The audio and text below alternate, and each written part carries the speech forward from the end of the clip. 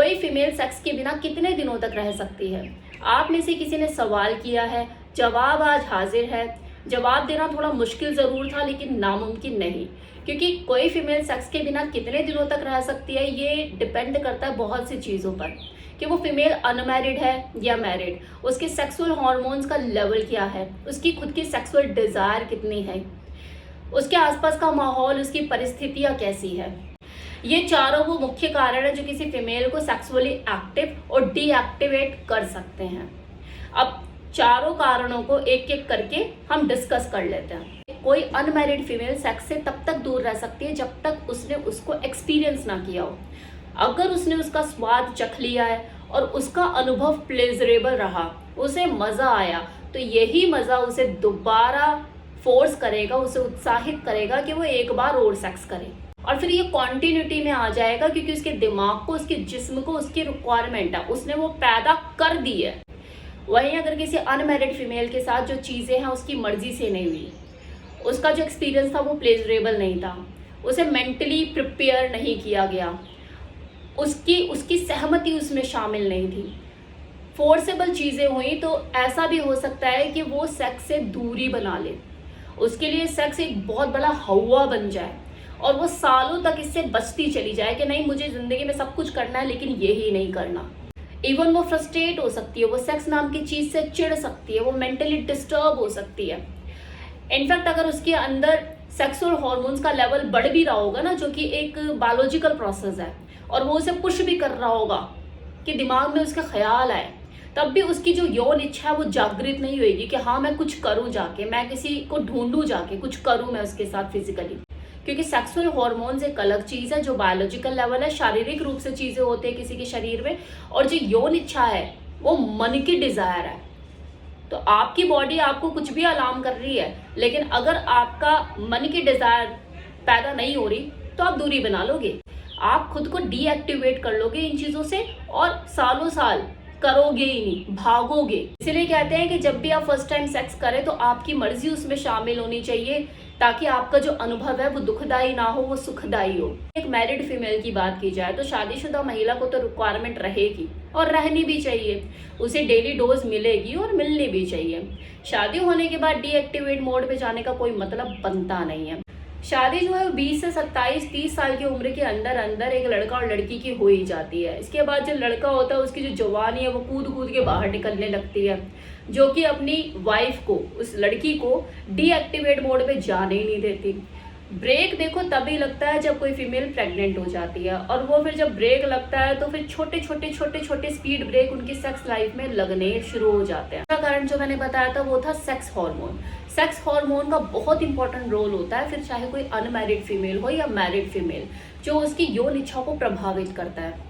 जैसे कुछ इरोटिक देख लिया, ऑनलाइन कुछ चीज़ें देख ली, मुच्ची चुम्मी चाटी करते हुए जो आती रहती है वीडियोस, देखते होंगे आप भी, तो एकदम से अंदर से डिज़ायर होती है कि हम भी कुछ करें, किसी की याद आती है, ऐसा कुछ होता है। तो ये चीज़ें आपको मोटिवेट करती है, आपके अंदर यौन इच्छा को बढ़ाती है। और अगर सेक्स हार्मोन्स का लेवल आपका ऑलरेडी बहुत ज़्यादा है तो आपके अंदर ये चीज़ें हिलोरे मारने लग जाती है, आपके मन में अंदर ख्याल आते हैं कि हाँ हम कुछ करें। ये अनमैरिड फीमेल के साथ भी और मैरिड फीमेल के साथ भी है। चलो अब तो ऑनलाइन चीज़ें देखने को मिल जाती है, लेकिन पहले तो क्या होता था कि आजू बाजू किसी को देख लिया तो आप एक्साइटेड हो गए, किसी को देख लिया करते हुए तो एक्साइटेड हो गए। अब तो ऑनलाइन ही चीज़ें मिल जाती है, जाओ जाके इंस्टा पे आपको बतेरे मिल जाएंगे लोग चुम्मा चाटी करते हुए। लेकिन अगर आपके सेक्स हॉर्मोन्स का लेवल डाउन है, उसका स्तर गिर चुका है, तो आप जितनी भी इरोटिक चीज़ें देख लो आपको कोई फर्क नहीं पड़ेगा, कुछ होएगा ही नहीं अंदर से ऐसा कि हाँ मैं कुछ करूँ। जैसे कि डिलीवरी के बाद ऑलमोस्ट जो फीमेल होती है वो डीएक्टिवेट मोड पे चली जाती है। इनफैक्ट प्रेगनेंसी के टाइम पे भी यह होता है कि किसी फीमेल की रुचि बिल्कुल सेक्स से खत्म हो जाती है। भले उसका हस्बैंड रोज रात को उसके साथ लेटता हो, लेकिन उसका मन नहीं करता अंदर से कि वो उसके साथ सेक्स करे, वो दूरी बना लेती है। और डिलीवरी के बाद भी, जब वो एक बच्चे को डिलीवर कर देती है, उसके बाद भी ये चीज़ें काफ़ी टाइम तो कंटिन्यू रहती है कि उसके अंदर से वो चाह पैदा नहीं होती कि हाँ मैं सेक्स करूँ। होती है लेकिन उस लेवल पे नहीं होती।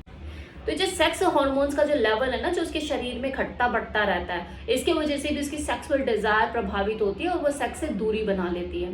ये जो टाइम पीरियड है किसी का कम भी हो सकता है, किसी का ज़्यादा भी हो सकता है।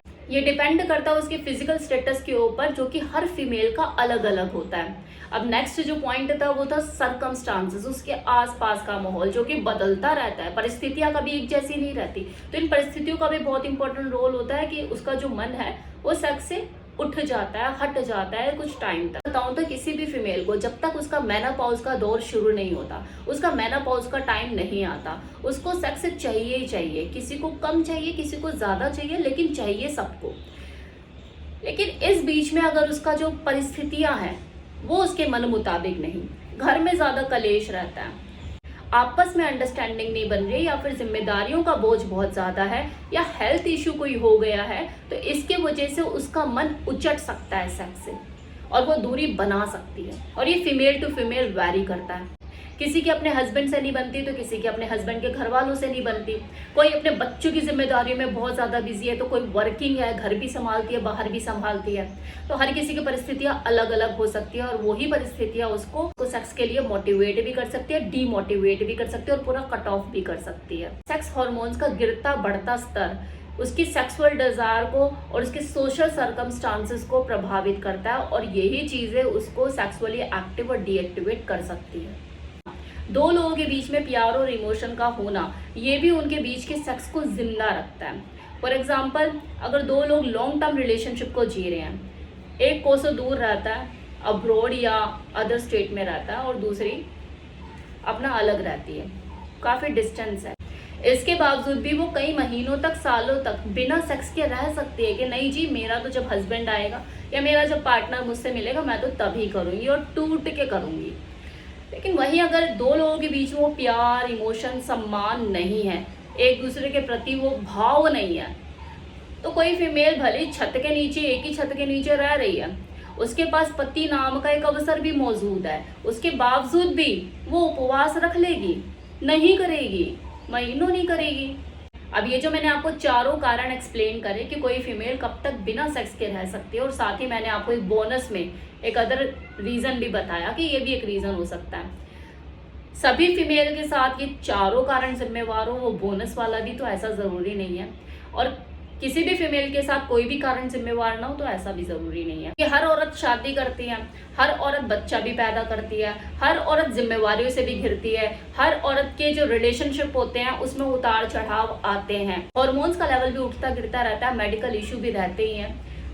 तो किसी के साथ कोई रीजन जिम्मेवार हो सकता है तो किसी के साथ कोई, और यही सारे कारण उसके सेक्स के प्रति रुझान को, उसकी रुचि को, उसकी दिलचस्पी को धीरे धीरे खत्म कर देते हैं।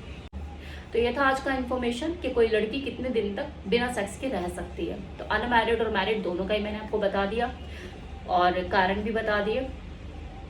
इन सारे कारणों पे काम करो, उसे डीएक्टिवेट मोड पे जाने से बचाओ, और सेक्स को एंजॉय करो। और आप सभी लोगों को होली की हार्दिक शुभकामनाएं। रंग लगाइए एक दूसरे को, लेकिन प्यार से। चलिए, ओके।